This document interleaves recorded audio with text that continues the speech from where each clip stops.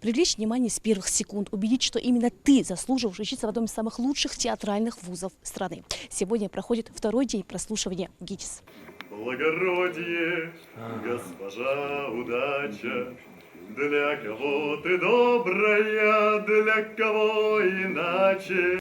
Удача – это то, что действительно нужно участникам. Сцена сегодня целиком и полностью принадлежит молодым актерам. У каждого из ребят за спиной хоть и небольшой, но опыт работы в театрах и постановках. Стеснение здесь не приветствуется, только если того требует задание. Важен талант и умение сыграть даже невозможное, подать красиво в блюде искусства. Ну а судьи чего только не видели за эти годы. И выдавить эмоцию у бывалых мастеров – та еще задача. Я весь как хаос! Или медвежонок, что матерью своей не облизан и не воспринял образа ее. Мечтать о том, чтобы меня любили.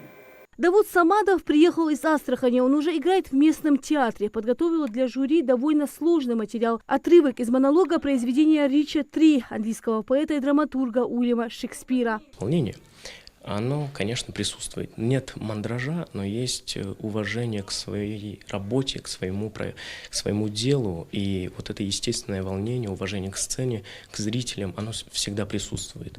Даже когда я учился, оно было, работаю, оно есть. Если оно вдруг прекратится, я, наверное, завершу с актерской карьерой. Почему ГИТИС? ГИТИС дает возможность получать и заниматься профессией. Тем более есть очное, заочное отделение. И для людей, которые оканчивали колледж, это потрясающая возможность. На подготовку к экзамену по географии дали 3 дня. 2 из них Манечка потратила на примерку нового корсета с настоящей планшеткой. Каждый из участников старается показывать самую сильную сторону своего актерского таланта. В слушаниях принимают участие ребята практически со всех субъектов Северокавказского федерального округа. Многие участники помогают друг другу в игре. Я из города Владикавказа, и мы узнали о прослушиваниях, то, что они проводятся в Назране. Естественно, мы с нашим курсом, с колледжа, мы приехали сюда, чтобы прослушаться, чтобы попробовать наши шансы. Вот мы рассказывали басни, стихотворения, прозы. Я рассказывала и грустные стихотворения, и смешную прозу.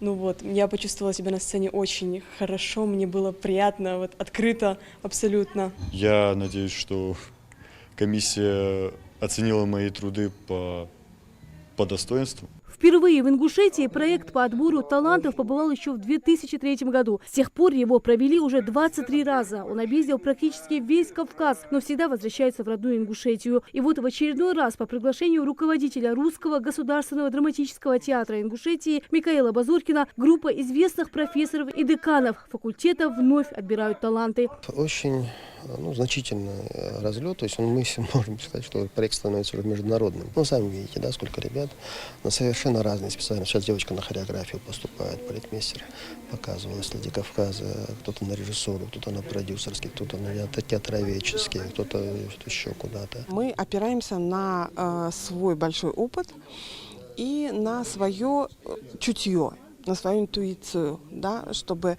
разглядеть те маленькие проблески способностей, которые у ребят есть и которые в институте они смогут развить дальше. Проект понемногу принимает международный формат. Впервые в нем участвуют абитуриенты из дружественной нашей стране Белоруссии, которые мечтают получить знания в ведущем театральном вузе России. Я из города Минска приехал поступать в ГИТИС. На самом деле это большая мечта стать актером. Я первый в своей семье, кто пошел по такому пути. Вот. Безумно хотел бы, чтобы у меня все получилось, я для этого все делаю. У жюри много работы, впереди еще больше талантов, которые нужно послушать и выбрать. А еще решить, кто же сможет поступить в ГИТИС. Рина Цычоева, Билал Ахильгов, Магаз 24.